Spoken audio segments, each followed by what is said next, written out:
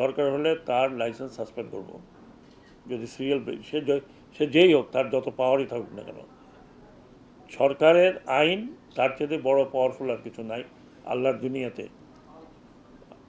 মানে দুনিয়াতে এটাই হলো বড় পাওয়ার, বাকি তো আল্লাহর ইচ্ছা। আল্লাহ তো যা কিছু তাই করতে পারেন। ফেরিতে লোডেড বাস উঠবে না, নামাবে।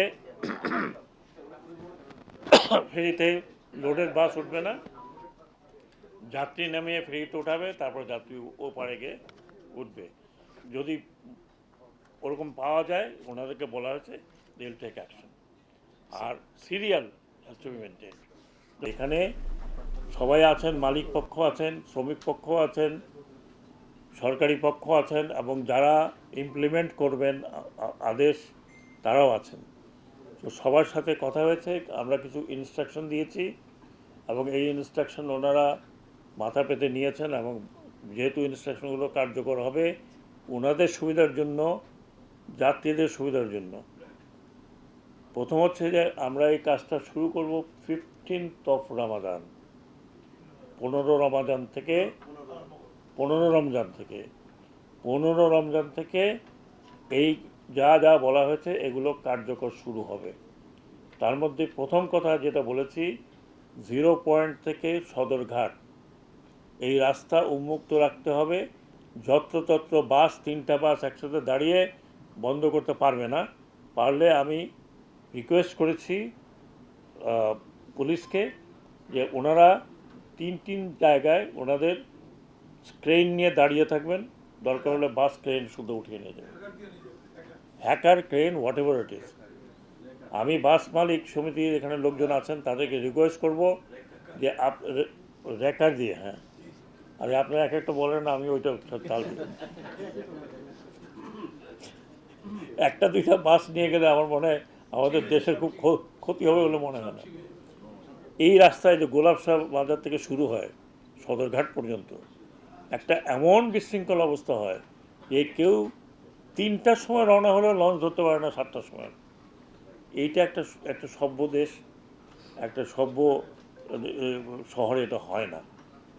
কেউ কিছু করতে যদি না পারে, আমি আমি আমি এই অন্তত এই কটা দিনের জন্য বলছি, বাস মালিক যারা সমিতি আছেন, বাস মালিক, আমি অনুরোধ করব যাতে এটা আপনারা মেনে চলেন। অন্তত এই জায়গাটাকে খালি রাখবেন, যাতে যারা যাত্রী আছেন, লঞ্চে যাত্রী যারা যান তারা অত্যন্ত সাধারণ পরিবারের মধ্যবিত্ত, নিম্ন মধ্যবিত্ত লোকেরা যান।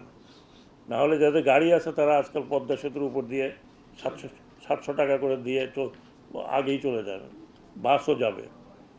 এটা হলো নাম্বার 1। নাম্বার 2 হচ্ছে কোনো সিরিয়াল ব্রেক করা যাবে না। এবং সিরিয়াল ব্রেক করা আমি মুখে মুখে বলছি না, শুধু সিরিয়াল ব্রেক করলে ওনারা এখানে মালিক সমিতির আছেন লোকজন, ওনাদের সামনে বলা হয়েছে যে ওই লঞ্চের এগেনস্টে অ্যাকশন নেওয়া হবে, দরকার হলে তার লাইসেন্স সাসপেন্ড করব। যদি সিরিয়াল ব্রেক সে যেই হোক, তার যত পাওয়ারই থাকুক না কেন। সরকারের আইন তার চেয়ে বড় পাওয়ারফুল আর কিছু নাই আল্লাহর দুনিয়াতে। মানে দুনিয়াতে এটাই হলো বড় পাওয়ার, বাকি তো আল্লাহর ইচ্ছা। আল্লাহ তো যা কিছু তাই করতে পারেন। নির্ধারিত ভাড়ার উপরে কোনো ভাড়া নেবেন না। এবং ওনারা বলছেন যে এখন যে ভাড়াটা নেন ওটা প্রকৃত ভাড়া নয়, কাজে নির্ধারিত ভাড়ায় ওনারা এখন যাত্রী নিচ্ছেন না, যাত্রী কম ভাড়ায় নিচ্ছেন। ওই নির্ধারিত ভাড়ায় ঈদের দিন বা ঈদের এই 15 তারিখ থেকে নির্ধারিত ভাড়া হবে, ওটা ওনারা আজকের থেকে বা কালকের থেকে টাঙিয়ে রাখবেন, যাতে যাত্রীরা দেখতে পারে যে এখন ওনারা কী পয়সায় যাচ্ছেন, নির্ধারিত ভাড়াটা কী। নির্ধারিত ভাড়ার বাইরে ওনারা ভাড়া নেবেন না। প্রতিটি লঞ্চ যেগুলো রাত্রে চলাচল করবে বিশেষ করে, তাদের জন্য বলা হয়েছে 1-3, একজন কমান্ডার, 3 জন আনসার। এবং আনসারদের বিহেভিয়ারের ব্যাপারে অলরেডি বলা হয়েছে যে আনসারের কাজ হচ্ছে যাত্রী সুরক্ষা দেওয়া। আনসারের কাজ এই অন্য কোনো কাজ নাই। এবং এটা মালিকরা দেখবেন, তাদের জন্য যে জায়গাটা দেওয়া হবে ওটা দে হ্যাভ টু ইউজ। অতিরিক্ত যাত্রী বহন করতে পারবেন না।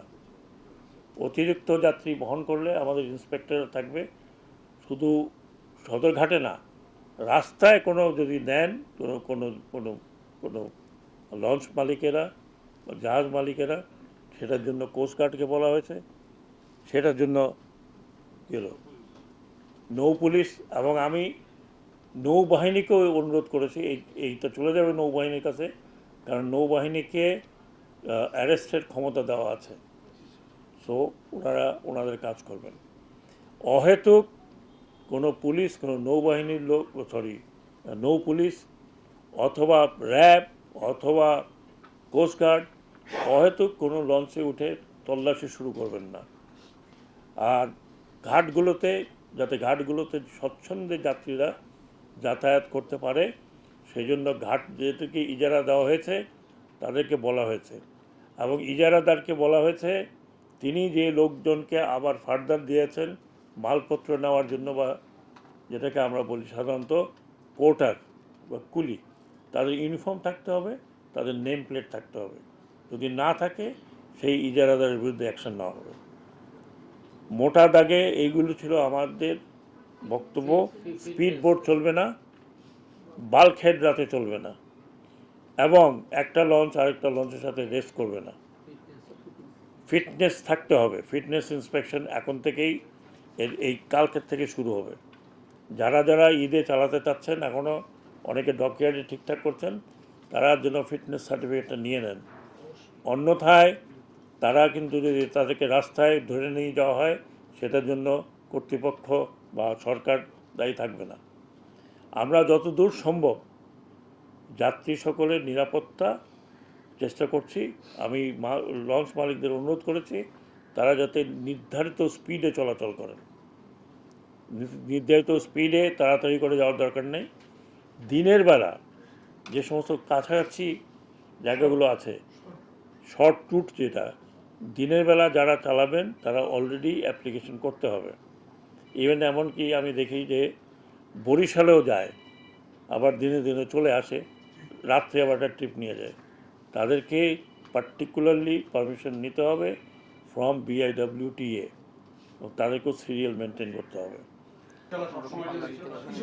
বাল্ক হেড স্পিড বোট রাতের বেলা সবসময় নিষিদ্ধ, এখন তো চলবেই না।